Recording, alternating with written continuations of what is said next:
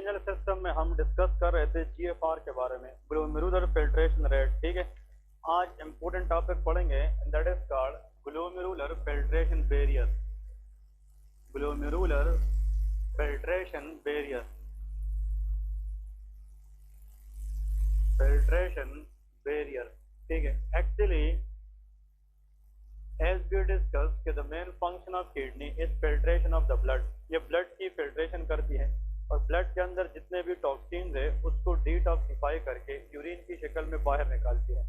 लेकिन उसके लिए कुछ बैरियर है, वो बैरियर हमने डिस्कस करना है। इसमें लिखे it is composed of three things. जो ग्लोमेरुलर बेसमेंट या ग्लोमेरुलर फिल्ट्रेशन बैरियर है, ये तीन चीजों की कॉम्बिनेशन से मिलकर बनी होती है। Number one, capillary endothelial cells. Endothelial cells, so please remember the first barrier in filtration that is called capillary endothelial cells।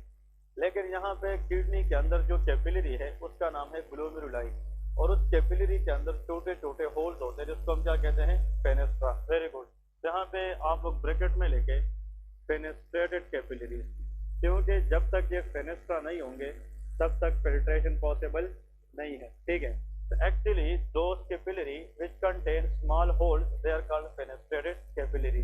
तो फिल्ट्रेशन के लिए फेनेस्ट्रा का होना जरूरी है।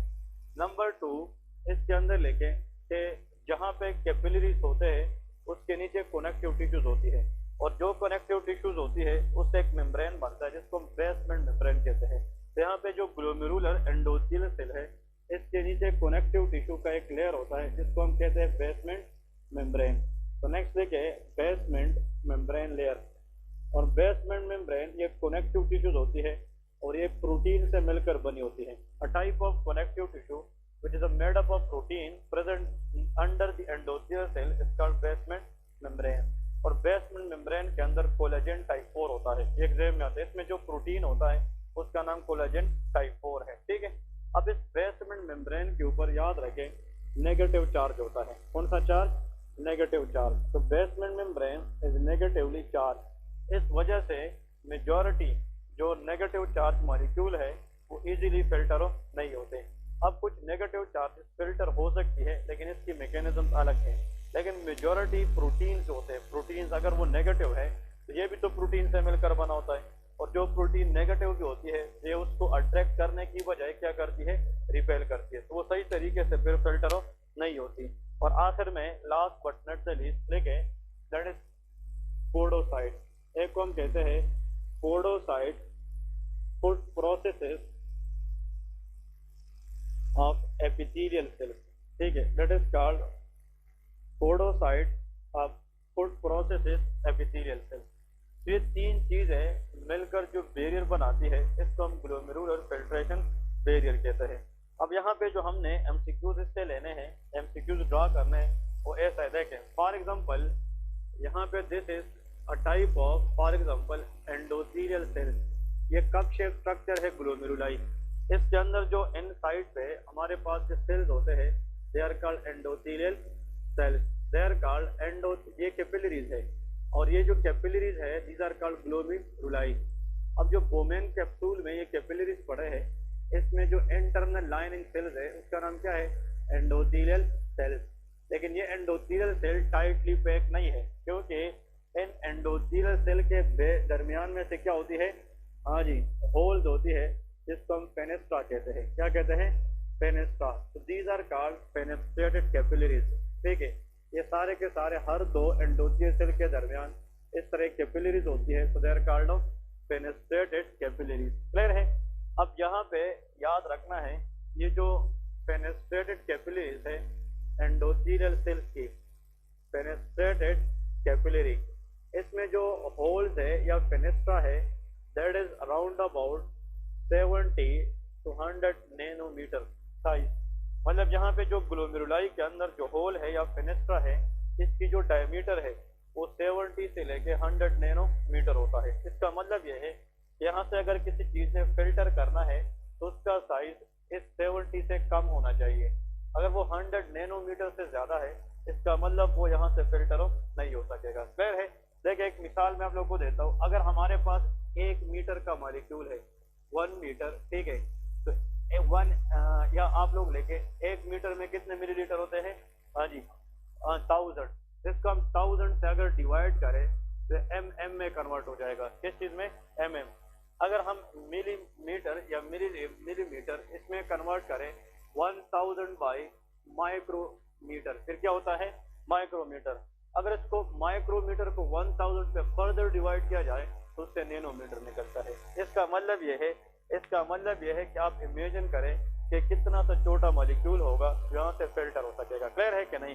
तो ये वाला चीज आप लोग बिल्कुल याद ना रखें। द मोस्ट इंपोर्टेंट इज कि जो कैपिलरीज ग्लोमेरुलाई के अंदर होती है, फेनेस्ट्रेट कैपिलरी, उसमें जो होल है they are in the diameter in between 70 to 100 nanometer. तो a substance less than this that will be filter from here. ठीक है, अब यहाँ पे जो एंडोथियल सेल है, इसके नीचे एक कनेक्टिव टिश्यू का एक लेयर होता है। देखिए this is a connective tissue layer. ये कनेक्टिव टिश्यू का एक लेयर होता है जिसपे ये एंडोथियल सेल पड़े होते हैं, and this connective tissue is known as basement membrane. ये हमारे पास क्या है? Basement membrane. तो इसको अगर आप लोग नाम दे दें तो that is called basement membrane. और ये सबको पता होना चाहिए कि जो बेसमेंट मेम्ब्रेन है ये कौन से कोलेजन से बना है? कोलेजन टाइप 4 से बना है। और ये जो बेसमेंट मेम्ब्रेन है ये मुख्तलिफ जगहों पे इस तरह हमारे पास क्या होता है? That is negatively charge. तो यहाँ पे देखें जो फेनेस्ट्रेटेड कैपिलरी है, इसमें अगर यहाँ पे हम आरबीसी को ले लें या डब्ल्यूबीसी को ले लें, इन सबका साइज इस नैनोमीटर से कई गुना ज्यादा है। बस समझ रहे कि नहीं? तो RBC and WBC are way far from this size, तो कैन दे फिल्टर? नो। इसका मतलब ये जो फेनेस्ट्रेटेड कैपिलरी है that is called cell barrier. ये क्या है? Cell barrier. ये सेल को अलो नहीं करता कि वो नीचे आए, क्योंकि सेल जो है इसके साइज से क्या होते हैं? बड़े होते हैं। लेकिन अगर कोई चीज जो है इसके साइज से छोटा हो भी जाए और वो नीचे आ जाए, लेकिन उस पर चार्ज क्या हो? नेगेटिव, तो फिर इसको दोबारा क्या करेगा? रिपेल करेगा। यहाँ पे लिखे चार्ज बैरियर। इसको क्या कहते हैं? Charge barrier. जो बेसमेंट मेम्ब्रेन है ये चार्ज बैरियर होता है, लेकिन जो एंडोथेलियल सेल है they are called cell barrier. इसको क्या कहते हैं? Cell barrier. अब इसके नीचे, इस बेसमेंट मेम्ब्रेन के नीचे यहाँ पे इस तरह के एपिथेलियल सेल्स होते हैं, लेकिन वो एपिथेलियल सेल के इस तरह एक्सटेंशन निकली होती है। क्या निकली होती है? Extension. These extensions are called food processes. इसको क्या कहते हैं? Food processes. ठीक है, these are called food processes. और इन फूड प्रोसेस ऐसे सेल, एपिथेलियल सेल जिसकी फूड प्रोसेसिंग हो, जिसकी इस तरह आउटग्रोथ निकली हो, इसको पोडोसाइट कहते हैं। क्या कहते हैं? Podocyte. Podo mean foot processes, podo mean foot, cyte mean cell. So those epithelial cells having food processes they are called podocytes. यहाँ पे इस पोडोसाइट के अंदर हमारे पास छोटे छोटे स्लिट्स होते हैं, इसमें भी पोर्स होते हैं, स्लिट्स होते हैं, और स्लिट्स के जरिए अगर कोई चीज यहाँ से आ जाए तो फिर इस पोडोसाइट के जरिए वो नीचे जाती है। क्लियर है? अब इधर देखें, ये हमारे पास कौन से सेल है? Epithelial cell. लेकिन वो एपिथेलियल सेल ये फ्लैट है कि इसके फूड प्रोसेसिंग है। फूड प्रोसेसिंग इसको हम पोडोसाइट कहते हैं। क्या कहते हैं? पोडोसाइट। बात समझ गए कि नहीं? और कहते हैं कि इस पोडोसाइट वाले सेल के ऊपर भी हमारे पास कौन से चार्जेस होते हैं? नेगेटिव चार्ज होते हैं। They are also called charge barrier. तो देखिए सबसे पहले सेल के लिए जरूरी है तो उस फेनेस्ट्रा की डायमीटर के मुताबिक हो। तो इसका मतलब दो substances will be filter whose diameter is less than 70 nanometer. Another very important point to remember, those substances will be filtered easily whose charge is opposite to the basement membrane and food processing. ठीक है? तो दो criteria है जिसमें हम substances को क्या कर सकेंगे? फिल्टर कर सकेंगे। एक उसका डायमीटर छोटा होना चाहिए और एक इस पे चार्ज अपोजिट होना चाहिए। अगर ये दो बातें ना हो तो फिर यहाँ से सब्सटेंस फिल्टर ऑफ नहीं हो सकेगी। अब इधर देखिए, इसके साथ इसको हम कहते हैं विज़ुअल एपिथेलियल सेल। ये अंदर की तरफ है कि बाहर है? अंदर की तरफ। इसका नाम क्या है? Visual epithelial cell having food processes which is known as podocyte. अगर इसके साथ मैं इस तरह एक सेल ड्रा करूं, प्लीज इधर देखें। फॉर एग्जांपल इसके साथ अगर मैं यहाँ पे इस तरह सेल लगाऊं तो हमारे पास इसके इनसाइड पे है, आउटसाइड पे है? आउटसाइड। इसको हम क्या कहेंगे? शाबाश। इस आउटसाइड सेल को हम एक नाम देते हैं, it is called parietal epithelial cells. इसका नाम क्या है? पैराइटल। इधर फोकस करें, these cells are called visceral epithelium। visceral epithelium इसलिए है कि वो इसकी तरफ अंदर है, ये इससे बाहर है कि अंदर वाली साइड पे? बाहर। तो इसका नाम क्या है? शाबाश, parietal is the word used for outer and these are which cells? Epithelial. इसका नाम क्या है? Parietal epithelial. अब इधर देखें, यहाँ पे भी पैराइटल एपिथेलियल है, इधर देखें पैराइटल एपिथेलियल, और यही पैराइटल एपिथेलियल नीचे आके खत्म हो जाती है और फिर यही सेल एपिथेलियल सेल स्ट्रेट हो जाती है। क्या हो जाती है? स्ट्रेट। अब इधर देखें, ये जो एपिथेलियम है, ये जिसके फूड प्रोसेसिंग है, ये विज़रल है कि पैराइटल? विज़रल है। और ये दोनों क्या है? तो combination of visceral epithelial cell which is a podocyte and parietal epithelial cell is known as Bowman capsule. इसको क्या कहते हैं? बोमेन। अब ये वो बोमेन कैप्सूल बन गया क्या? नहीं, असल में बोमेन कैप्सूल इन दोनों की कॉम्बिनेशन है, और इसके बाद जो पार्ट स्टार्ट होगा that is called proximal convoluted tubule, जिसको हम फिर क्या कहेंगे? पीसीटी कहेंगे। अब यहाँ पे जो ब्लड आएगी एफरेंट आर्टीरियोल के जरिए, उस ब्लड के सेल और उसके अंदर जो न्यूट्रिएंट्स है उसने फिर यहाँ से फिल्टर होके नीचे आना है, लेकिन फिल्ट्रेशन के लिए उसने कुछ बैरियर को क्रॉस करना है। उनमें से पहला बैरियर एंडोथेलियल सेल है, जो इसके कहाँ से पास होगी? Fenestrated capillary. So the first barrier is capillary endothelial cell which is fenestrated in nature, number 1. Number 2, basement membrane को क्रॉस करना होगा, इस पे कौन सा चार्ज है? नेगेटिव चार्ज है। और नंबर 3, उस फूड प्रोसेसिंग के अंदर स्लिट से पास करना होगा, जो भी क्या है? नेगेटिव चार्ज है। कभी कभार क्या होता है, हमारे बॉडी के अंदर एक डिजीज होती है जिसके खिलाफ इम्यून सिस्टम एबनॉर्मली क्या करना शुरू करता है? रिएक्ट करना शुरू करते हैं। Those group of diseases where our own body react abnormally against normal tissue। तो प्लीज इधर फोकस करें, उस डिजीज को क्या कहते हैं? Auto immune disease. अगर ऑटो इम्यून डिजीज है जिसमें एंटीबॉडीज जाकर किस सेल को डैमेज करे? पोडोसाइट। तो उस पर नेगेटिव चार्जेस क्या हो जाएंगे? खत्म हो जाएंगे। तो फिर अगर कोई मॉलिक्यूल और उस पर नेगेटिव चार्जेस न कि पोडोसाइट पे खत्म होते हैं, लेकिन कहाँ पे भी खत्म हो जाते हैं? Basement membrane. तो फिर जो एल्ब्यूमिन प्रोटीन है उसका साइज तो कम है इस स्लिट से, तो उसका मतलब, लेकिन इसका मसला क्या था? कि वो नेगेटिव चार्ज था। अब नॉर्मली एल्ब्यूमिन लीक और not leak? Very good, not leak in the urine because it is negative charge and negative repel each other, ये हमने डिस्कस किया था। लेकिन अगर ऐसा ऑटो इम्यून डिजीज जिसमें ये नेगेटिविटी ऑफ द बैरियर खत्म हो जाए, तो फिर एल्ब्यूमिन को नीचे जाना आसान होगा कि नहीं? तो फिर वो इजीली पास होगा। तो the patient will leak albumin in the urine which is called protein urea. इसको क्या कहते हैं? प्रोटीन यूरिया, क्योंकि एल्ब्यूमिन इज अ प्रोटीन। अब ये नॉर्मल है कि एबनॉर्मल? एबनॉर्मल। तो ऐसा ऑटो इम्यून डिजीज जो किडनी के खिलाफ जाकर इस नेगेटिविटी ऑफ द बैरियर को कम करे और इससे किस चीज का लीक होना शुरू हो जाए? एल्ब्यूमिन। ऐसे कंडीशन को हम कहते हैं नेफ्रोटिक सिंड्रोम। इसको क्या कहते हैं? Nephrotic syndrome. तो nephrotic syndrome we will discuss in a detail later, but nephrotic syndrome is an autoimmune mediated damage in which antibodies are fight या goes and act against the negative charges of glomerular filtration barrier। तो इसमें क्या चीज loss होना शुरू हो जाएगा? Albumin. अब नेफ्रोटिक सिंड्रोम के सिम्टम्स क्या है?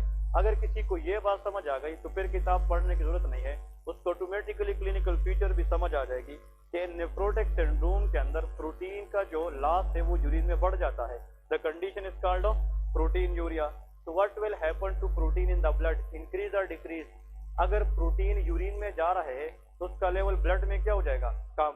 और यहाँ पे प्रोटीन से मुराद कौन सा प्रोटीन है? एल्ब्यूमिन। तो अगर एल्ब्यूमिन यूरिन में जा रहे तो ब्लड में उसका लेवल कम हो जाएगा, तो हाइपो एल्बुमिनीमिया। क्या हो जाएगा? हाइपो एल्बुमिनीमिया। और एल्ब्यूमिन का काम अनकोटिक प्रेशर मेंटेन करना है। अगर अनकोटिक प्रेशर वीक हो जाए तो फिर एडीमा हो जाएगा। क्या हो जाएगा? एडीमा हो जाएगा। तो proteinuria, hypoalbuminaemia and oedema is known as nephrotic syndrome. इसको क्या कहते हैं? Nephrotic syndrome. लेकिन ये मैं आगे आप लोगों को डिस्कस करूंगा, डिटेल से पढ़ेंगे। लेकिन ये एमसीक्यूज आता है कि why nephrotic syndrome patient develop protein urea.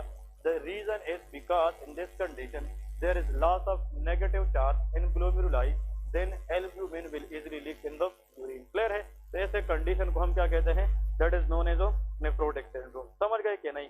अब ये बहुत इंपॉर्टेंट है। इसके बाद हम डिस्कस करेंगे चेंजेस इन ग्लोमेरुलर डायनामिक्स, हम वो डिस्कस करेंगे, ये भी इंपॉर्टेंट है। ये समझ गए कि नहीं?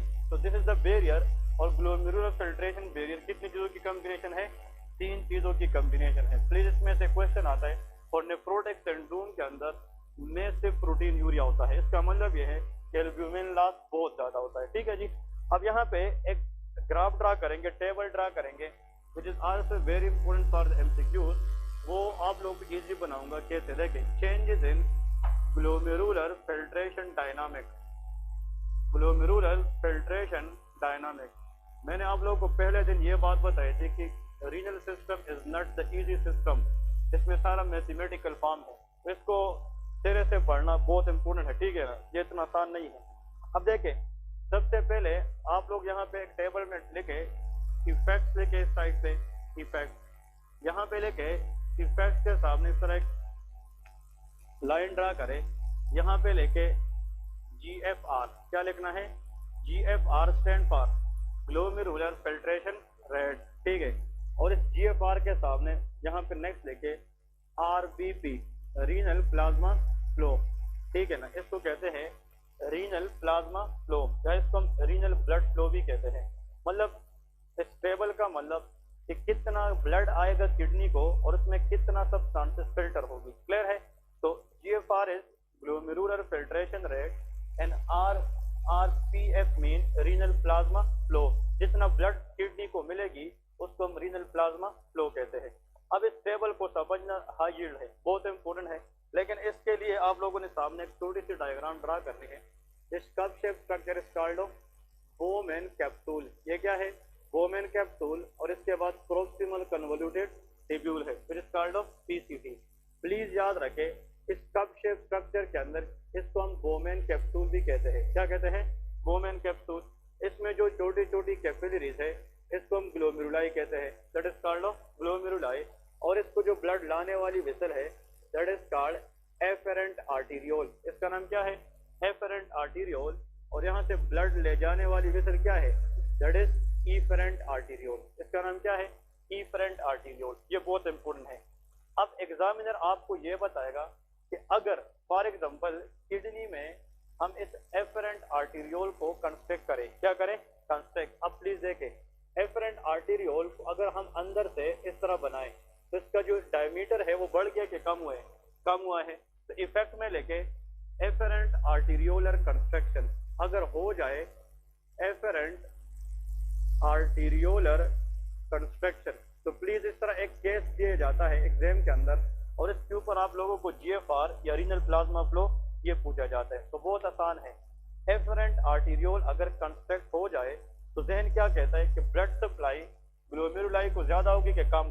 कम होगी। तो renal plasma flow will be decreases, वो डिक्रीज हो जाएगी। अगर यहाँ पे ब्लड की फ्लो कम है तो फिल्ट्रेशन क्या होगी? कम के ज्यादा? हाँ, सबका यही आंसर है क्या? डिफरेंट भी है। आप लोग सोए हुए हैं, ठीक है ना? इधर फोकस करें, कुछ समझ सीखने की कोशिश करें। अगर ब्लड जो है यहाँ पे एफेरेंट आर्टीरियोल अंदर से बंद है, मतलब अंदर से कॉन्ट्रैक्ट है, तो यहाँ पे ब्लड का आना ज्यादा होगा कि कम? तो यहाँ पे ब्लड कम आएगा तो renal plasma flow will be decrease. अगर ब्लड कम आएगी तो उसमें फिल्ट्रेशन भी क्या होगी? कम होगी। तो GFR भी डिक्रीज हो जाती है। बात समझ गए कि नहीं? तो एक्चुअली बात ये समझाने वाला हूँ कि दो substances which construct afferent arteriole it will lead to decrease GFR। वो GFR को क्या करेगी?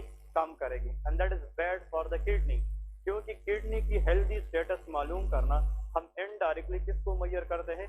GFR को मेजर करते। अगर GFR ठीक है it's mean the kidney is working well. अगर GFR कम है तो फिर किडनी अपना काम सही नहीं करेगी। अगर फिल्ट्रेशन नहीं हो रही है तो फिर टॉक्सिन बॉडी से नहीं निकलेगी, तो टॉक्सिन का लेवल बॉडी में क्या होगी? ज्यादा, जिसमें से हम फिर सीरम क्रिएटिनिन मालूम करते हैं और इससे पता चलता है कि यार किडनी काम कर रही है कि नहीं कर रही है। अब यहाँ पे इसके नीचे आप लोगों ने लिखना है नंबर 1 NSAID यूज। जो एफेरेंट आर्टीरियोल है उसकी कंस्ट्रक्शन किसके साथ एसोसिएट होता है? NSAID use. अगर हम NSAID ज्यादा यूज करेंगे तो लॉन्ग रन में वो एफेरेंट आर्टीरियोल को क्या करेगी? कंस्ट्रक्ट करेगी। अगर वो कंस्ट्रक्ट होगी तो GFR कम हो जाएगा। तो NSAID इज गुड और bad for the kidney? Bad for the kidney. ये बहुत इंपॉर्टेंट है, यहाँ पे याद रखें। इस एफेरेंट आर्टीरियोल को हमने all the time for good filtration क्या रखना है? डायलेट रखना है। और इसकी जो डायलेशन है वो प्रोस्टाग्लैंडिन करता है। क्या करता है? प्रोस्टाग्लैंडिन। वे भी एग्जाम में आता है which mediator can keep afferent arteriole dilate? Answer है प्रोस्टाग्लैंडिन। लेकिन जो NSAID है non steroidal anti inflammatory drug, जो NSAIDs है ये पेन किलर है, ये दर्द को तो कम करता है लेकिन ये किस चीज को इनहिबिट करता है? प्रोस्टाग्लैंडिन। इस प्रोस्टाग्लैंडिन का काम इस आर्टीरियोल को क्या रखना है? डायलेट। अगर आप किसी को NSAID देंगे और इस पे हम किस चीज की लेवल को कम करें? प्रोस्टाग्लैंडिन, तो एफरेंट आर्टीरियोल क्या हो जाएंगे? कंस्ट्रक्ट हो जाएंगे, which leads to decreased GFR। इसलिए long term NSAID use is not good for the kidney function. ठीक है, number 1 point. Number 2, efferent arteriolar constriction is also seen in renal artery stenosis. हो सकती है कि नहीं? अगर रीनल आर्टरी क्या है? स्टीनोसिस है। अगर blood supply to the kidney कम है और इसका वजह यह है कि रीनल आर्टरी जो है वो ब्लॉक है, तो अगर रीनल आर्टरी में ब्लड कम आ रही है तो एफरेंट आर्टीरियोल को भी क्या मिलेगी? कम मिलेगी। क्योंकि ये जो एफरेंट आर्टीरियोल है ये रीनल आर्टरी से निकली है। कहाँ से? Renal artery. तो अगर renal artery mother artery block है तो इसको ब्लड ज्यादा मिलेगी कि कम? कम मिलेगी। जब इसको कम मिलेगी तो GFR भी कम हो जाएगी। क्लियर है कि नहीं? तो रीनल आर्टरी स्टीनोसिस, NSAID, ये सारी वो कंडीशन है जिसमें रीनल प्लाज्मा फ्लो भी कम होती है और इससे GFR भी कम हो जाता है। ठीक है जी। अब नेक्स्ट ठीक है, अगर हम एफरेंट आर्टीरियोल की बजाय कंस्ट्रक्ट करें किस चीज को? इफेरेंट आर्टीरियोल को। किस चीज को? इफेरेंट आर्टीरियोलो कंस्ट्रक्शन करें। इफेरेंट आर्टीरियोलो कंस्ट्रक्शन करें। अब प्लीज याद रखें कि इफेरेंट आर्टीरियोलो कंस्ट्रक्शन इसको हम करते हैं जब क्या चीज? डिक्रीज। इसको हम कंस्ट्रक्ट करते हैं। हाँ जी, तो नोमान बताएगा क्या होगा। अब इस डायग्राम पे सोचना, किसी और ने नहीं बताया, जिसको मौका दूंगा वो बताएगा। इफेरेंट आर्टीरियोल को अगर हम कंस्ट्रक्ट करें तो उसका GFR पे क्या असर होगा? रीनल प्लाज्मा फ्लो पे क्या असर होगा? मैं ये कह रहा हूँ कि अब एफरेंट आर्टीरियोल का मसला नहीं है, ये ठीक है, लेकिन कंस्ट्रक्शन किस में हुई है? इफेरेंट आर्टीरियोल में। ठीक है ना? तो इसका सबसे पहले GFR पे क्या असर होगा? न्यूट्रल होगा, इंक्रीज होगा या डिक्रीज होगा? हाँ, डिक्रीज होगा। हाँ हाँ, नॉर्मल होगा, ज्यादा होगा। हाँ, डिक्रीज होगा। हाँ, नो आइडिया। हाँ, नॉर्मल होगा, नो आइडिया। हाँ भाई, no idea. Decrease, decrease, normal होगा। हाँ, डिक्रीज, इंक्रीज, इंक्रीज, हाँ, डिक्रीज, हाँ, नॉर्मल, इंक्रीज, इंक्रीज, हाँ जी, डिक्रीज। ओके, इंक्रीज वाले 4-5 लोग हैं। अब देखते हैं कैसे। अब देखिए, ये यहाँ थोड़ा सा सोचने वाली बात है। अगर हम इस आर्टीरियोल को क्या करें? कंस्ट्रक्ट करें। अब देखिए, इस ग्लोमेरुलाई को ब्लड लाना इसका काम है, एफरेंट आर्टीरियोल। इससे ब्लड निकालना इफेरेंट आर्टीरियोल का काम है। बात समझ रहे क्या रही? अब ब्लड तो आ रही है नॉर्मल, ब्लड क्या रही है? नॉर्मल। अब चीजें फिल्टर भी नॉर्मल हो रही है इनिशियली, लेकिन जब ब्लड यहाँ पे फिल्टर होगी तो उसको निकलना भी चाहिए, लेकिन वो यहाँ से निकल नहीं सकता क्योंकि जो बाहर जाने वाला रास्ता है वो बंद है। तो एफरेंट आर्टीरियोल नैरो है, तो ज्यादा वॉल्यूम बाहर निकलेगी या ग्लोमेरुलाई में रहेगी? ग्लोमेरुलाई में रहेगी। और जहाँ पे वॉल्यूम ज्यादा होगी तो वहाँ पे प्रेशर ज्यादा होगी, तो GFR ज्यादा इंक्रीज होता है। क्लियर है क्या नहीं? तो दिस इज वेरी इंपॉर्टेंट कि efferent arteriole construction increases GFR, ये बहुत इंपॉर्टेंट है। तो देखे, afferent arteriole construction decreases GFR but efferent arteriole construction is decreases GFR। समझ गए क्या नहीं? ये बहुत इंपॉर्टेंट सेंटेंस है। अब नेक्स्ट पॉइंट देखे। अब जब GFR बढ़ेगा, इधर देखे, यहाँ पे वॉल्यूम क्या है? ज्यादा है। जब ये ज्यादा होगा तो इसको पता चलेगा कि यार ये ब्लड आगे नहीं जा सकती, तो यहाँ पे मजीद ब्लड सप्लाई जो है ना वो थोड़ी बहुत क्या हो जाएगी? वो कम हो जाएगी, क्योंकि आगे आ रही है, जा नहीं रही। तो इसने काउंटर मैकेनिज्म के जरिए अपनी ब्लड सप्लाई कुछ देर के लिए क्या करना है? काम। तो रीनल प्लाज्मा फ्लो डिक्रीज हो जाता है। बात समझ गए क्या नहीं? अब एग्जाम में क्वेश्चन कैसे आएगा? हम कहते हैं कि यार देखिए, सोच ये कहता है कि अगर ब्लड फ्लो जो है किडनी को कम है तो डेफिनेटली फिल्ट्रेशन भी कम है, वो तो बात समझ आती है। कुछ लोग कहते हैं कि रीनल प्लाज्मा फ्लो कम है फिर भी फिल्ट्रेशन ज्यादा है, ये बात समझ नहीं आती। लेकिन ये तब होता है जब कंस्ट्रक्शन किस लेवल पे होती है? इफेरेंट आर्टीरियोल पे होती है। तो एफरेंट आर्टीरियोल या इफेरेंट आर्टीरियोल की जो कंस्ट्रक्शन है उसका इफेक्ट जीएफआर पे डिफरेंट होता है। क्लियर है कि नहीं? तो जनाब ये इंपॉर्टेंट है। अब नेक्स्ट है अगर इंक्रीज प्लाज्मा इसमें लेके इसका मोस्ट कॉमन काज एंजियोटेंसिन 2 है। क्या है? एंजियोटेंसिन 2। ये इंपॉर्टेंट आता है। Angiotensin 2 is a stronger vasoconstrictor of efferent arteriole. ये किस पे काम करता है? Efferent arteriole. बात समझ गए क्या नहीं? अब प्लीज याद रखें, अगर एंजियोटेंसिन 2 नॉर्मली बॉडी में एक्ट करे that is good for the body, GFR को क्या करता है? ज्यादा। लेकिन अगर एंजियोटेंसिन 2 एबनॉर्मली रिएक्ट करना शुरू करे, जो कंडीशन होता है जिसमें एबनॉर्मली रिएक्ट करना शुरू करता है दैट इज कॉल्ड डायबिटीज। किसके अंदर? डायबिटीज, हाइपरटेंशन के अंदर। हाइपरटेंशन डायबिटिक पेशेंट में अगर एंजियोटेंसिन 2 एबनॉर्मली रिएक्ट करना शुरू करे तो इफेरेंट आर्टेरियोल ज्यादा देर तक क्या रहेंगे? कंस्ट्रक्ट रहेंगे। यहाँ पे प्रेशर वक्त के साथ साथ बढ़ता जाएगा और ये ज्यादा वॉल्यूम स्मॉलर कैपिलरी को टारगेट करके यहाँ पे ग्लोमेरुलर डैमेज करेगा कि नहीं? इसका मतलब angiotensin 2 in short term is good but in the long term is bad because it increase the pressure and that excess pressure will lead to damage in the glomeruli। अब इसके वजह से diabetic nephropathy होगी। क्या होगी? Diabetic nephropathy या hypertensive nephropathy. हम फिर ऐसा ड्रग देंगे उन लोगों में जिसमें हम इफेरेंट आर्टेरियोल को क्या रखें?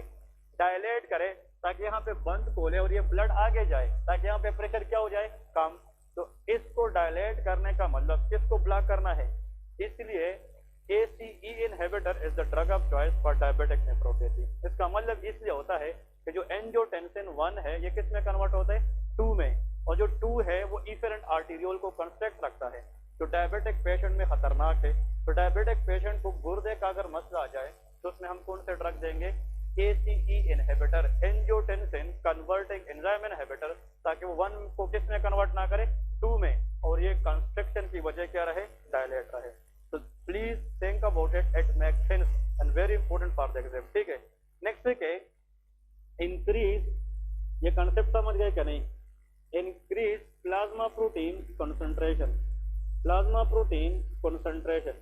तो प्लीज एवरीबॉडी नो कि जो प्लाज्मा प्रोटीन है, यहाँ से मुराद प्लाज्मा प्रोटीन का एल्ब्यूमिन है। क्या चीज है? एल्ब्यूमिन है।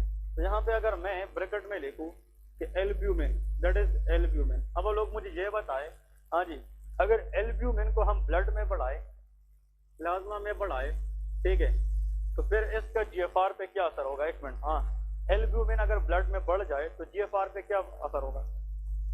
कल के लेक्चर में थे आप लोग, कल वाले लेक्चर इस पर अप्लाई करें। इसलिए मैं कह रहा हूँ कि every lecture is important for the next lecture. कल हमने बताया था स्टारलिंक फोर्सेस, याद है कि नहीं? उसमें एक था हाइड्रोस्टेटिक फोर्स और एक क्या था? अनकार्टिक फोर्स। जो अनकोटिक फोर्स है वो एल्ब्यूमिन की वजह से होता है। अगर एल्ब्यूमिन जो है वो यहाँ पे बढ़ जाए प्लाज्मा के अंदर, तो एल्ब्यूमिन फिल्टर हो सकता है? नहीं हो सकता। और ये चाहता है कि मैं हर एक चीज अपने पास रखूं। ये फिल्ट्रेशन को फेवर करता था कि अपोज करता था? अपोज करता था। एल्ब्यूमिन ज्यादा का मतलब ये फिल्ट्रेशन नहीं होने देगा, तो जीएफआर ज्यादा या कम होगा? डिक्रीज होता है। क्लियर है कि नहीं? तो एल्ब्यूमिन बढ़ने से जीएफआर क्या हो जाता है? कम हो जाता है। Why? Because albumin oppose filtration. ये कल का टॉपिक है। क्लियर है कि नहीं? अगर वॉल्यूम ऑफ द ब्लड बढ़ जाए, वो हाइड्रोस्टेटिक फोर्स है, वो क्या करता है? फेवर करता है। लेकिन ये क्या करता है? अपोज करता है। अब यहाँ पे प्लीज याद रखें, एल्ब्यूमिन तो प्लाज्मा के अंदर एक प्रोटीन है। अब अगर ये बढ़ जाए तो ये फिल्ट्रेशन को नहीं होने देगा, लेकिन इसका प्लाज्मा फ्लो पे कोई असर नहीं है। जहाँ पे लेके no effect on the plasma flow. मतलब एल्ब्यूमिन तो जस्ट एक प्रोटीन है, इसका प्लाज्मा फ्लो पे कोई असर नहीं है। अब नेक्स्ट कंडीशन लेके, आज इसका जो कंडीशन है इंटेक इंक्रीज करना। अगर हम एल्ब्यूमिन इंटेक बढ़ाए तो उससे प्लाज्मा प्रोटीन क्या हो सकते हैं? इंक्रीज हो सकते हैं। नेक्स्ट कंडीशन लेके ये भी तो हो सकता है ना कि प्लाज्मा प्रोटीन कम हो जाए। हाँ जी, डिक्रीज प्लाज्मा प्रोटीन। और यहाँ पे प्लाज्मा प्रोटीन से मुराद क्या है? शाबाश, एल्ब्यूमिन है। अगर एल्ब्यूमिन की लेवल कम हो जाए, हाँ जी, एल्ब्यूमिन नहीं चाहता कि फिल्ट्रेशन हो जाए। अब अगर एल्ब्यूमिन नहीं है तो अपोजिंग फोर्स स्ट्रांग होगा कि वीक? वीक होगा, तो फिर फिल्ट्रेशन ज्यादा होगा, जहाँ पे लेके जीएफआर विल बी इंक्रीज। बात समझ रहे कि नहीं? मैं आप लोगों को अगर एक मिसाल दे दूं तो ये गलत नहीं होगा। देखिए, एल्ब्यूमिन जो प्रोटीन है, ये जो फोर्स लगाता है उसका नाम है अनकोटिक फोर्स या अनकोटिक प्रेशर। ये तो सबको पता है। This albumin regarding GFR is inversely proportional. इस तरह है कि नहीं? अगर एल्ब्यूमिन ज्यादा है तो जीएफआर कम होगा, अगर एल्ब्यूमिन कम है तो जीएफआर ज्यादा होगा। एल्ब्यूमिन और जीएफआर का जो एसोसिएशन है आपस में वो अपोजिट है। क्या है? अपोजिट है। तो डायरेक्टली प्रोपोर्शनल है कि इनवर्सली? इनवर्सली प्रोपोर्शनल है। अगर एक ज्यादा होगा तो दूसरा कम होगा। अब अगर यहाँ पे प्लाज्मा प्रोटीन कम है, एल्ब्यूमिन कम है, तो जीएफआर क्या होगा? ज्यादा। लेकिन इसके रीनल प्लाज्मा फ्लो पे कोई असर नहीं होता। ठीक है जी, ये इंपोर्टेंट याद रखना है। Last but not the least is ureteric stone. क्या होता है? Ureteric stone. इसका मतलब यह है अगर ऐसा कंडीशन है जिसमें यूरेटर के अंदर क्या है? स्टोन है, या यहाँ पे लेके मतलब स्पास्टिक यूरेटर, एक कंडीशन होता है जिसका नाम क्या है? Spastic ureter. इसका मतलब यह है ureter is a tube which carry urine from the kidney up to the bladder and that tube is made up of muscle। और मसल की कॉन्ट्रैक्शन को हम स्पास्टिसिटी कहते हैं। अब चाहे यूरेटर में स्टोन फंस जाए या वो स्पास्टिसिटी का शिकार हो जाए, दोनों में यूरेटर कंस्ट्रक्ट हो जाता है। क्या हो जाता है? कंस्ट्रक्ट। तो these two condition can cause construction of ureter।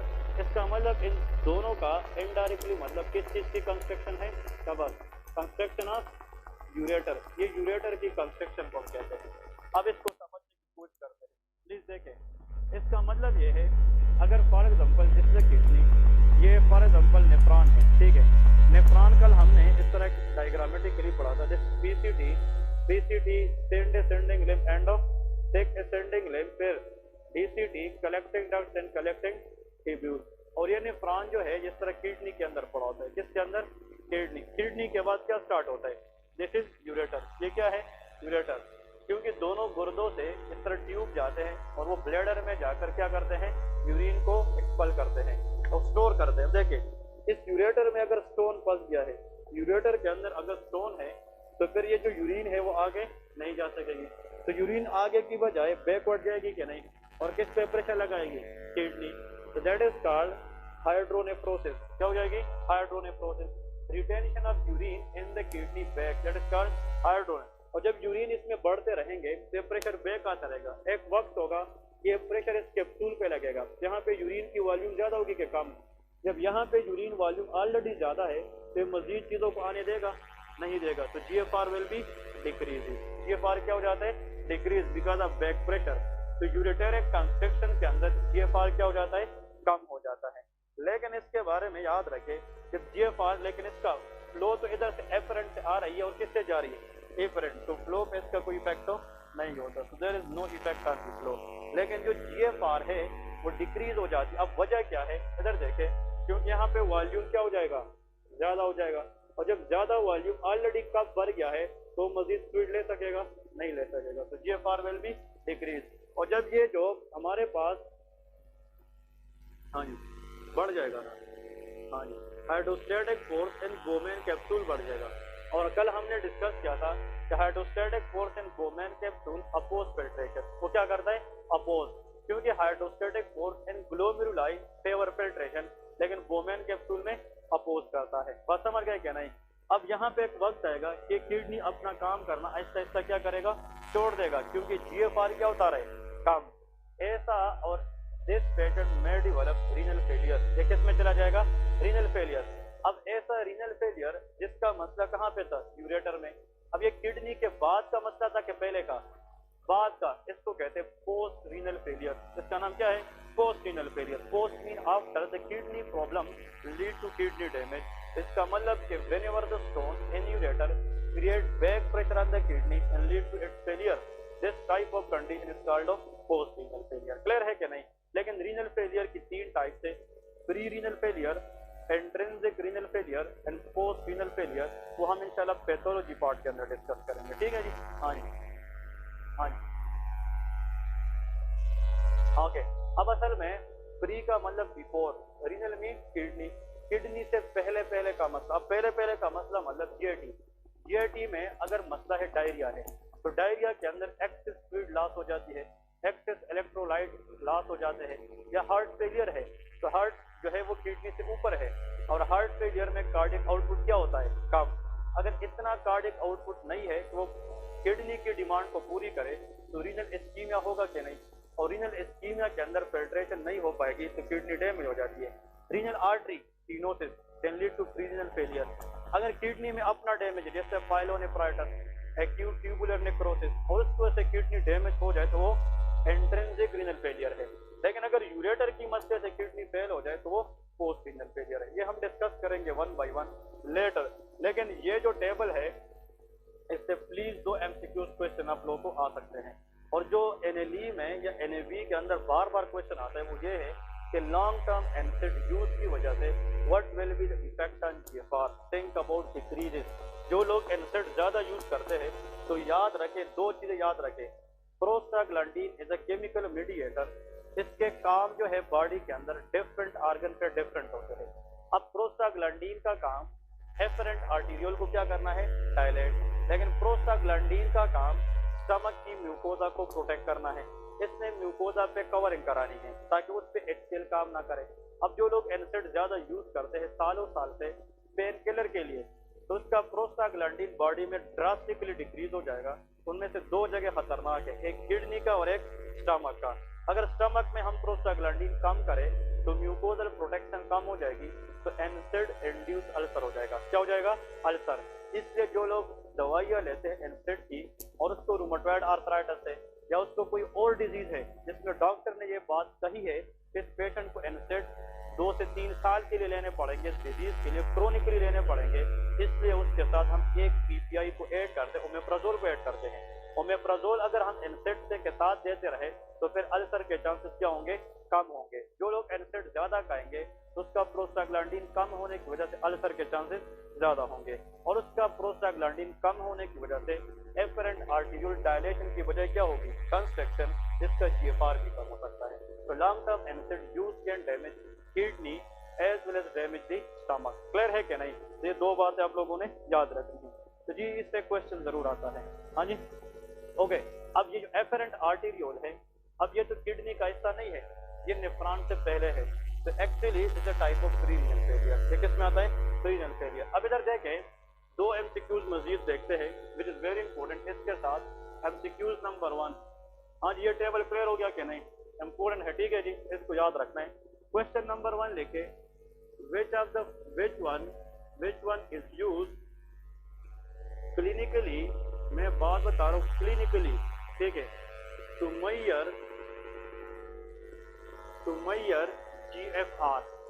मतलब वो कौन सी शे है लेबोरेटरी के अंदर जिसको हम देखकर बताते हैं कि GFR कितना है, या GFR स्ट्रांग है या GFR वीक है, और GFR देखकर डिसाइड करते हैं कि किडनी इज वर्किंग और नॉट वर्किंग। क्लियर है, नंबर 1। नंबर 2 लिखे which one is used to measure GFR accurately। अब ये अलग स्टेटमेंट है, इसमें सारी कंफ्यूजन है। एक्यूरेटली इसका अलग आंसर है, ठीक है। नेक्स्ट देखे which one is measure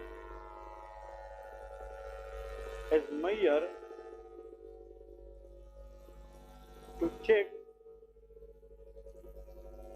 renal plasma flow। इसको रीनल प्लाज्मा फ्लो, RPF, ठीक है। ये मुझसे लिख के ले, लेकिन तीनों में से एक क्वेश्चन हर जगह मेडिकल एग्जाम में होता है as far as licence exam is concern. चाहे CPS में भी जाए उनमें से एक क्वेश्चन होता है, और मैंने खुद फेस किए है, ठीक है ना। NAV एग्जाम, NLE, FCPS सारे, और 1 लाइनर होते हैं कि वो कौन सा टेस्ट है जिससे हम GFR देखें, या वो कौन सा टेस्ट है जिससे हम रीनल प्लाज्मा फ्लो देखें। तो बहुत आसान है। अब देखें, इसके लिए, इसको हल करने के लिए ये डायग्राम इम्पोर्टेंट है। यहाँ पे एक मिनी डायग्राम ड्रा करें। बोमेन कैप्सूल, ये बोमेन कैप्सूल है। इसके बाद प्रोक्सिमल कन्वोल्यूटेड टिब्यूल, इसको PCT कहते हैं। फिर इसके बाद लूप ऑफ हेनले होता है, ठीक है, लूप ऑफ हेनले, ठीक है। फिर DCT, डिस्टल कन्वोल्यूटेड टिब्यूल। अब प्लीज याद रखें कि यहाँ पे एफरेंट आर्टीरियोल है, दैट इज कॉल्ड ऑफ। मैंने आप लोगों को क्या बताया था, जो बंदा डेली का लेक्चर ले उसकी चीजें बार बार रिपीट होती है। हम हर लेक्चर में इसको बार बार ड्रा करते हैं। अब यहाँ पे जो आर्टरी निकलेगी वो क्या है, इफरेंट आर्टीरियोल है। और इफरेंट आर्टीरियल यहाँ पे इस तरह आते हैं नीचे, और यहाँ पे कैपिलरीज होती है, पेरिट्यूबुलर कैपिलरी। यहाँ पे क्या है, पेरिट्यूबुलर कैपिलरी, जो कल के लेक्चर में हम डिस्कस करेंगे। क्लियर है कि नहीं? अब देखें, और यहाँ पे एफरेंट और इफरेंट आर्टियोल के दरमियान क्या है, ग्लोमेरुलाई। क्या चीज है, glomeruli, that is called glomeruli. ठीक है जी। अब याद रखें हमारी बॉडी की उसूल ये है, इंसान जब अपनी बॉडी पे सोचे तो उसको पता चलता है कि यार अल्लाह ने हर एक चीज में एक ट्रैक रखा है। जहाँ पे आर्टरी है तो वो कैपिलरीज के जरिए वेन्स के साथ कनेक्ट होती है, ये बॉडी का उसूल है। जहाँ पे आर्टरी हो और इसके दूसरे साइड पे वेन हो तो उसके दरमियान क्या होती है, कैपिलरी होती है। इसका मतलब कि capillaries connect artery with the when. लेकिन यहाँ पे देखें, यहाँ पे इस पेरिट्यूबुलर कैपिलरी के बाद इंटरलोबर वेन आते हैं, ये मैं बताऊंगा लेकिन वो छोड़े। इसका मतलब कि इसके बाद क्या स्टार्ट होता है, वेन स्टार्ट होता है, वो मैं कल बताऊंगा कौन सा वेन है। इधर देखें, अब यहाँ पे एफरेंट क्या है, आर्टीरियोल, ये आर्टरी है, और ये क्या है, इफरेंट आर्टरी, ये भी आर्टरी है लेकिन इसके दरमियान कैपिलरी है। ये वाहिद एक्सेप्शन है बॉडी के अंदर जो कैपिलरी के दोनों अतराफ क्या है, आर्टरीज है, वरना वैसे अब ये इफरेंट आर्टीरियोल है, यहाँ पे क्या है, जहाँ पे कैपिलरी है। असल में जहाँ पे कैपिलरी होता है तो उसका एक साइड आर्टीरियोल है और एक साइड वेन्यूल होता है, लेकिन यहाँ पे अलग कहानी है, इसके दोनों अतराफ क्या है, आर्टीरियोल है। अब आर्टीरियोल के अंदर प्रेशर ज्यादा होता है या वेन्यूल के अंदर, आर्टीरियोल, क्योंकि इसका ट्यूनिका मीडियल लेयर थिक होता है। अब मैं कहता हूँ अगर मैं यहाँ पे ये मार्कर है, अब ये मार्कर ए पकड़ है, फॉर एग्जाम्पल ये मार्कर है, इसी तरह पकड़ते हैं, ठीक है, ये मार्कर है, यहाँ पे भी आर्टीरियोल है और यहाँ पे भी आर्टीरियोल है। अब ये भी हाई प्रेशर लगा रही है, ये भी लगा रहे, तो दोनों तरफ प्रेशर क्या है, ज्यादा है, तो इस कैपिलरी के ऊपर प्रेशर क्या लगेगा, और जहाँ पे प्रेशर ज्यादा होगा वहां पे फिल्ट्रेशन के चांसेस ज्यादा होंगे। अगर कोई ये पूछे कि ग्लोमेरुलाई स्पेशलाइज्ड कैपिलरी क्यों है जिसमें फिल्ट्रेशन हो सकती है, क्योंकि इस दोनों अतराफ पे प्रेशर ज्यादा लगता है, क्योंकि इसके दोनों अतराफ क्या है, आर्टीरियोल है। बात समझ गए क्या नहीं, therefore glomeruli specialised capillary for filtration. ठीक है जी।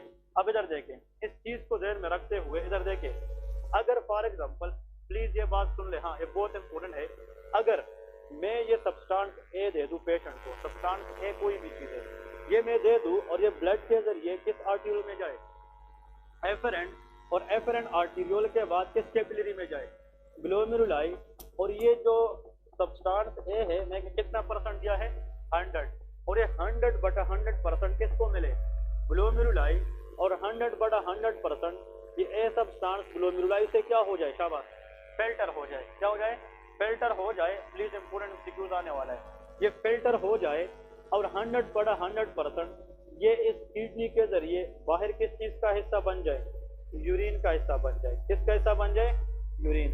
तो हम कहेंगे कि अगर मैंने 100% कोई चीज दी और वो 100% फिल्टर होकर किस में चला जाए, यूरिन, तो वो चीज मुझे GFR बता सकता है कि फिल्ट्रेशन कितनी है। बात समझ गए कि नहीं, this will tell us GFR, glomerular filtration rate. नहीं समझे, हाँ समझ गए कि नहीं। मैं एक और बात बताने लगूं, मैंने एक बंदे को चले जी 5 ml इंजेक्शन लगाई है। अब उस 5 ml इंजेक्शन में जो सब्सटेंस मैंने दी है, होना चाहिए कि वो बंदा जब यूरिन पास करे तो उसमें मैं वो सब्सटेंस अगर चेक करूँ तो वो भी कितना होना चाहिए, 5 ml। अगर वो 2 ml आ गया, 3 नहीं आया, इसका मतलब ये है या तो वो सब्सटेंस पूरा फिल्टर नहीं हुआ है, बात समझ रहे कि नहीं, या अगर वो पूरा फिल्टर हुआ तो PCT से वापस रीब्जॉर्ब हुआ है। क्या हुआ है, रीब्जॉर्ब। लेकिन फिल्ट्रेशन के लिए हमारा टारगेट ये है कि भाई वो चीज फिल्टर होना चाहिए लेकिन रीब्जॉर्ब नहीं होना चाहिए। बात समझ गए कि नहीं। तो इसका मतलब ये है कि वो कौन सी चीज है जो पूरा का पूरा फिल्टर भी होता है जब किडनी हेल्दी हो, और वो पूरा का पूरा उतना ही किसमें चला जाता है, यूरिन में, और वो हम क्लिनिकली मेजर करते हैं। क्लिनिकली आज आप लैब पे जाए तो लैब वाले को बताए कि GFR क्लिनिकली कैसे मेजर करते, तो कहते हैं क्रिएटिनिन लेवल चेक करते। क्या चेक करते, क्रिएटिनिन। तो creatinine level clinically major which function of the kidney, GFR। यहाँ पे आप लोगों ने लिखना है क्रिएटिनिन, जिसके गुर्दे खराब होते हैं उसका क्रिएटिनिन लेवल बढ़ जाता है। क्या हो जाता है, बढ़ जाता है। एक्चुअली ये है creatinine should be measured in the urine because it is 100% filtered by the kidney। अगर किडनी काम कर रही है, अगर किडनी ने काम करना छोड़ दिया है तो फिर क्रिएटिनिन जो है वो फिल्टर नहीं होगा, तो वो ब्लड में ज्यादा होगा और उसका लेवल ज्यादा होगा। Increase serum creatinine is a sign for renal failure, kidney damage है। बात समझ गए क्या नहीं। अब इधर प्लीज सुन ले, वेरी इंपॉर्टेंट। अब इधर देखे, वेरी इंपॉर्टेंट, अगर हम 100%, अब ये जो क्रिएटिनिन है ये कहाँ से आता है, प्लीज याद रखे, मसल से आता है। कहाँ से आता है, मसल। हमारी बॉडी जो मसल प्रोड्यूस करती है, क्रिएटिनिन प्रोटीन प्रोड्यूस करती है, तो मसल की मेटाबॉलिज्म से क्रिएटिनिन प्रोड्यूस होता है और वो जाकर किडनी में फिर यूरिन के शक्ल में अपेयर होता है। अगर किसी नॉर्मली, आप याद रखें, it should be less than 1.2, किससे कम आना चाहिए, 1.2। अगर 1.2 से ये बढ़ जाए इसका मतलब किडनी उसको निकालने में फेल हो गई है। बात समझ गए। क्रिएटिनिन यूरिन में जाने का मतलब कि सीरम में उसका लेवल किससे कम होना चाहिए, लेस देन 1। अगर इससे बढ़ जाए इसका मतलब इफेक्टिवली क्रिएटिनिन किडनी बाहर नहीं निकाल सकती, तो रीनल फंक्शन डैमेज है। बात समझ गए क्या नहीं। लेकिन अब ये जो क्रिएटिनिन है ये अगर 100% मसल दे दे, प्लीज सुन ले, 100% अगर ये मसल दे दे तो याद रखे ये यूरिन में 99%, 99.9% जाएगी। कितना, 99.9%। तो कितना परसेंट नहीं जाएगी, 0.01, इस तरह कुछ मिला विच इज नेग्लिजिबल, ना होने के बराबर। लेकिन थियोरेटिकली 100/100 ये नहीं जाती, 99.9%, फिर भी इनफ फॉर डायग्नोसिस, क्लियर है। लेकिन अगर आप पेशेंट को क्रिएटिनिन की बजाय बाहर से एक इंजेक्शन ले, इंजेक्शन में बाहर से सिंथेटिक एक चीज लगाए जिसका नाम है एनुलिन।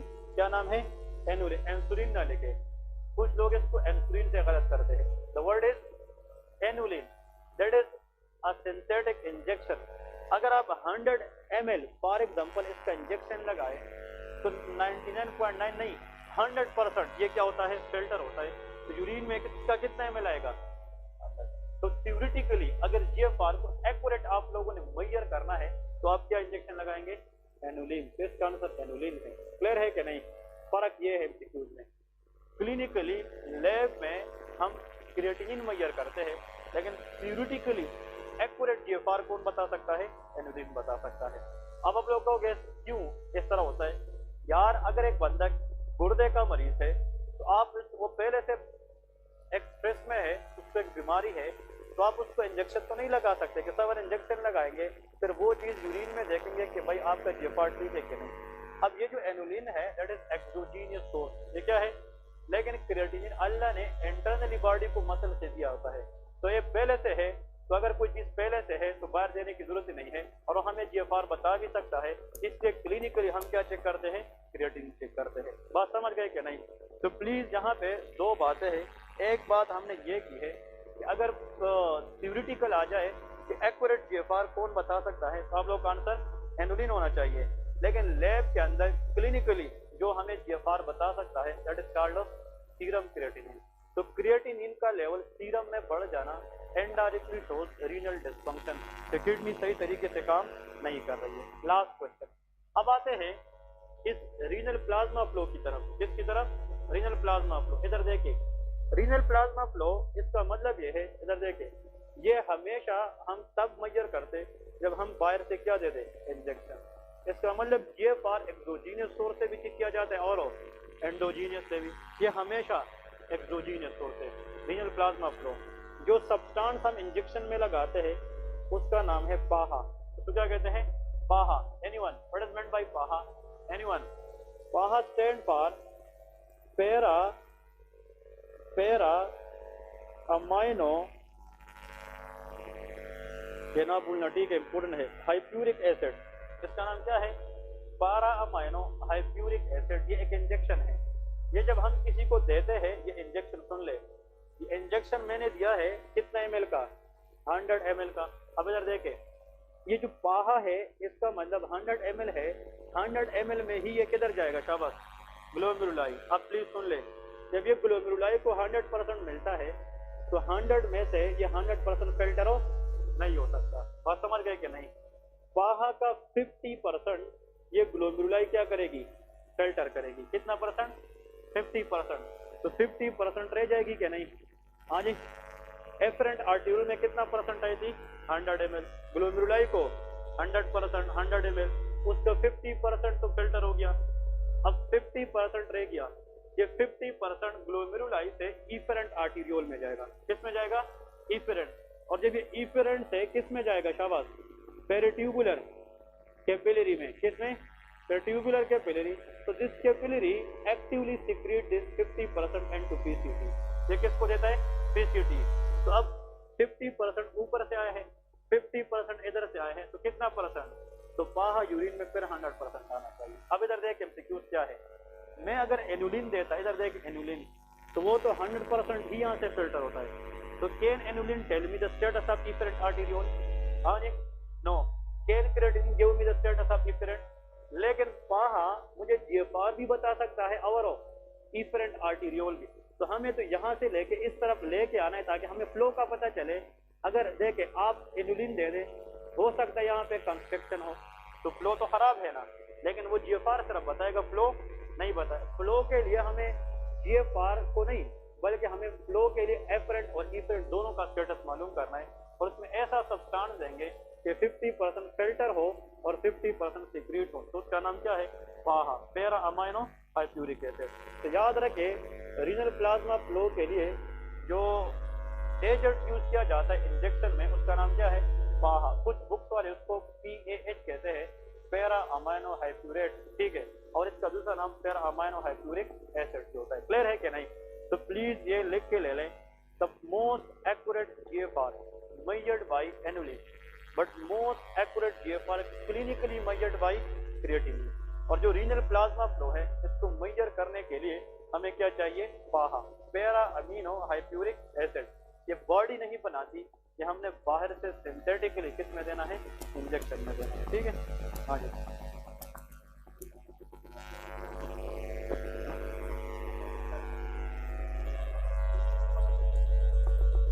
इधर से। ओके, गुड क्वेश्चन ही है। यहाँ पे जो पेरिट्यूबुलर कैपिलरी है, इस तरह ये पेनिट्रेटेड नहीं होती, इसके दरमियान स्पेस तो होती है, लेकिन जो एल्ब्यूमिन है वो जब ऊपर से आती है तो फ्लो ज्यादा की वजह से आगे निकल जाता है, तो उसके लिए जो सिक्रीशन का टाइम है वो कम मिल जाता है। तो इसका मतलब यहाँ से तो ब्लड के साथ आ रहे हैं ना, यहाँ पे तो रहने के लिए टाइम मिलता है, लेकिन यहाँ पे इस कैपिलरी में ब्लड की फ्लो की वजह से एल्ब्यूमिन को यहाँ पे स्टे करने का टाइम कम मिलता है, तो यहाँ से वो सिक्रीट नहीं हो सकता, तो वो फिर ब्लड के जरिए आगे जाएगा। जो पाहा है this is permeable for this capillary, ये कैपिलरी इस पाहा को परमिएट करते हैं, and this capillary create a pressure toward the PAH to secrete into this PCT।